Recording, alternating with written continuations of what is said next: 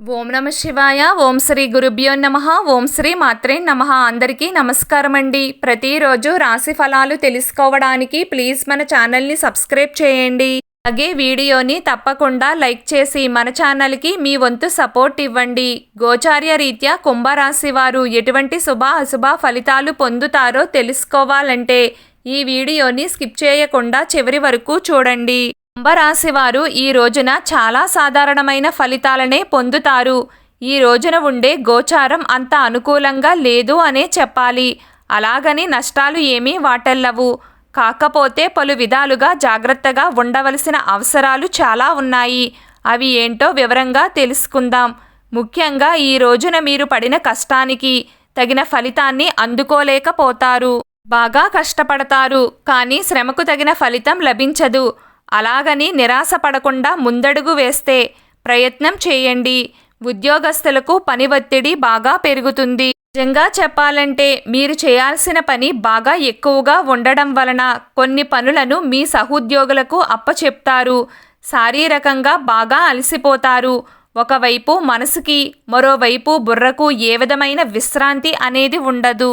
మనసంతా గందరగోళంతో నిండి ఉంటుంది. కుంభరాశి వారికి ఈ రోజున ఉండే కాలం అంతంత మాత్రంగానే సహకరిస్తుంది.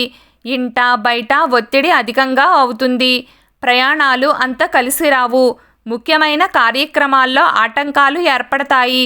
వ్యాపారస్తులకు మందకోడిగా సాగుతుంది. క్రయ విక్రయాలు మరియు లావాదేవీల విషయంలో అప్రమత్తంగా ఉండాలి. విద్యార్థులకు చిన్నపాటి ఇబ్బందులు ఎదురు కావచ్చు. రాజకీయ నాయకులు, క్రీడా రంగాల వారు, పారిశ్రామికవేత్తలు, చిత్ర పరిశ్రమ వారు, ప్రైవేట్ ఉద్యోగస్తులు, అలాగే గవర్నమెంట్ అధికారులు, ఇలా అందరూ చాలా జాగ్రత్తగా ఉండాలి. మహిళలకు ఇంటి సభ్యుల మూలంగా మనశ్శాంతి లోపిస్తుంది. ఇంట మాటల యుద్ధం జరిగే అవకాశం ఉంది. భార్యాభర్తల మధ్య కూడా సఖ్యత కుదరదు. కాఫీ కప్పులో తుఫాన్లాగా ఏదో ఒక గొడవ వస్తూనే ఉంటుంది.